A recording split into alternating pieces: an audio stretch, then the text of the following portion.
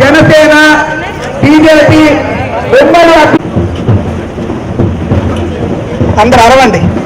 జై సైకిల్, జై సైకిల్.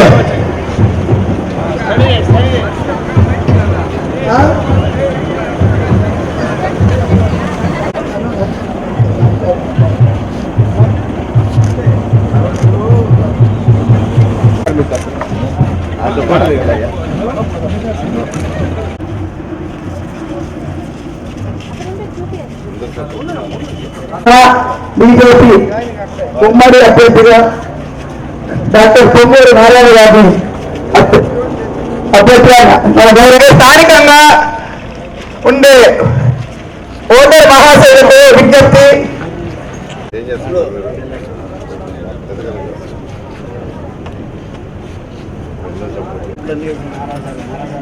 అందరూ సపోర్ట్ ఉండాలమ్మా సార్. తెలుగుదేశం ఓటు పక్కా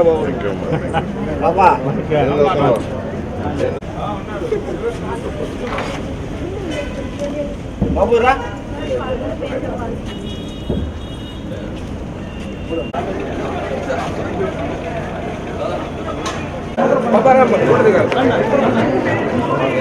వెయిట్ చేస్తా.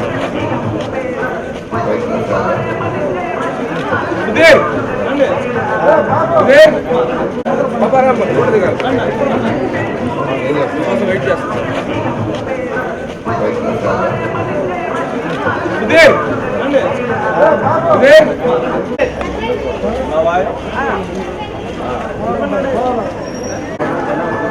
సరే నేను తీస్తున్నాను. ఫోటో ఫోటో మీ దాంట్లో ఫోటో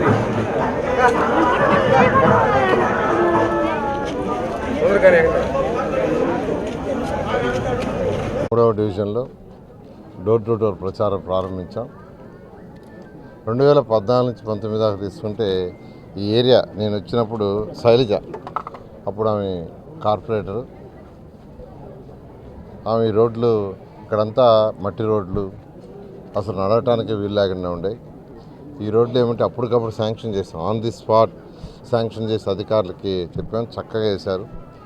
అది కూడా హై క్వాలిటీతో చేశారు, చేసిన వాళ్ళు హై క్వాలిటీ. అలా ఈరోజు నెల్లూరు నగరంలో ఉన్న మొత్తం కంప్లీట్గా అన్ని రోడ్లు యాక్చువల్గా దాదాపు 650 కిలోమీటర్ల లెంత్ రోడ్డు నెల్లూరులో వేసింది. 2014 నుంచి 19 దాకా చిన్న రోడ్డు కానీ పెద్ద రోడ్డు కానీ సన్న రోడ్డు కానీ అన్నీ తీసుకుంటే 650 కిలోమీటర్లు, అంతా ఇంత కాదు. అన్ని రోడ్లు 710 కోట్లతో సిమెంట్ రోడ్లు వేసాం. ఎండ్ రోడ్స్ కూడా ఎందుకు వేసామంటే రోడ్డు మీద దుమ్ము లేకుండా ఉండటం కోసం. ఆ విధంగా డెవలప్ చేసాం. అందుకనే ఈ ఏరియాలో ఎక్కడికి వచ్చినా వాళ్ళు బ్రహ్మరథం పెడుతున్నారు. ఇప్పుడు పక్కనే యాక్చువల్గా పక్కనే ఒక హౌస్ పోతే, సార్ ఆయన చూపించి ఈ రోడ్డు మీరు వేశారు, మిమ్మల్ని ఎలా మర్చిపోతాం అని చెప్తున్నారు. ఎప్పుడైనా ప్రజలకు సేవ చేస్తే ప్రజలు గుర్తుపెట్టుకుంటారనే దానికి నిదర్శనం అదే. అయితే ఎలక్షన్స్ ఎర్లీగా రావటం వల్ల అక్కడక్కడ చిన్న రోడ్లు, అంటే 3 అడుగులు 2 అడుగులు సందుల్లో కొద్దిగా మిగిలిపోయినాయి. ఎంత కలిస్తే చాలా తక్కువ ఉంటుంది. అంతాగానే మొత్తం గాలిచ్చిన 1 కిలోమీటర్ ఉండదు. మేము వేసింది 650 కిలోమీటర్లు. ఆ 1 కిలోమీటర్ కూడా ఈ ప్రభుత్వం వేయలేకుండా పోయింది. అలా జరిగింది. మీకు అందరికీ తెలుసు, నెల్లూరులో జరిగిన డెవలప్మెంట్ 2014 నుంచి 19 దాకా ఒక్క పని అనేది కాదు. దోమలు లేని నగరం చేయడానికి 550 కోట్లతో అండర్గ్రౌండ్ డ్రైనేజ్ తెచ్చి 90% పూర్తయింది. ఇంకొక 10% మిగిలింది. 365 రోజులు స్వచ్ఛమైన నీరు ప్రజలకు ఇవ్వాలని సంగం బ్యారేజ్ నుంచి 37 కిలోమీటర్ల నుంచి లైన్లు వేసాం. నెల్లూరు సిటీ మొత్తం లైన్స్ మార్చాం.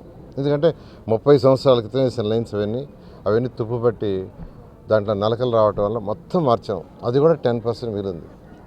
మా ప్రభుత్వం ఉన్నప్పుడే ఒక 3 డివిజన్స్కి నేనే కనెక్షన్ కూడా ఇచ్చాను. అది ఆగిపోయింది. ఇంకా అనేకవి. ఇప్పుడు నెక్లెస్ రోడ్ తీసుకుంటే ఫేజ్ 1 చేసాం, ఫేజ్ 2 ఫేజ్ 3 చేయలే. ఆ రొట్టెల పండుగ ఫేజ్ 1 చేసాం, ఫేజ్ 2 ఫేజ్ 3 చేయలే. మైపాడు గేట్ దగ్గర ఘాటు ఎవరు అడిగారండి? ఎవరు అడగలే నన్ను. మైపాడు గేట్ దగ్గర తెప్పవచ్చం ఘాటు నన్ను ఎవరు అడగల. నేను అక్కడికి వచ్చి ఒకరోజు చూసా, వెంటనే అధికారులకు చెప్పాను మంచి ఘాటు కట్టండి అని. అదేవిధంగా ఎరగాలమ్మ టెంపుల్ దగ్గర బ్రహ్మాండం ఘాటు కట్టాను, గ్రానైట్ వేసి. అది ఎవరు అడగల, నేనే కట్టా. దీనికి ఒక కారణం ఉంది. నేను గోదావరి పుష్కరాలకి కృష్ణా పుష్కరాలకి కన్వీనర్ని. ఆ రోజు ముఖ్యమంత్రి గారు నన్నే కన్వీనర్ పెట్టాడు. అక్కడ చక్కగా చేయమని 2000 కోట్ల రూపాయలు శాంక్షన్ చేసి 4 నెలల పని పూర్తి చేయమన్నారు. నేను చేసి పెట్టా. వేరే జిల్లాలో ఎక్కడో ఉంటే మన కాన్స్టిట్యున్సీలో మన నెల్లూరులో ఎందుకు మనం చేసుకోకూడదని మైపాడు ఘాటు చేయటం కానీ లేదా ఎరగాలమ్మ ఘాటు చేయటం కానీ, అదేవిధంగా రంగనాథ స్వామి ఘాటు శాంక్షన్ చేయడం ఇన్ని చేశాను. ఈ విధంగా అనేక కార్యక్రమాలు చేసాం. పేదలు నిరుపేదలు ఇల్లు లేని ప్రతి పేదవాడికి ఇల్లు ఇవ్వాలని 43,000 ఇల్లు శాంక్షన్ చేశాను. అల్లిపురం దగ్గర కూడా బ్రహ్మాండంగా 15,000 శాంక్షన్ చేశాం. కానీ వాటిని నిరుపయోగం చేసింది గవర్నమెంట్. వీళ్ళకి డెవలప్మెంట్ అనే ఆలోచనే లేదు. ఎంతసేపటికి ఎవరి మీద కేసులు పెడతామా, ఎవరిని అరెస్ట్ చేస్తామా, ఎవరిని తీసుకుపోయి జైలు వేస్తామా, ఎవరి షాప్ పగలబడతామా, లేదా ఎవరి యొక్క స్థలాన్ని ఆక్రమించుకుంటాం, ఇటువంటి ఆలోచన తప్పితే ప్రజా సమస్యలు, ఒక నాయకుడు ఒక కాన్స్టిట్యున్సీ గెలిస్తే ఆ ప్రజల యొక్క ప్రజా సమస్యలు అతని బాధ్యత.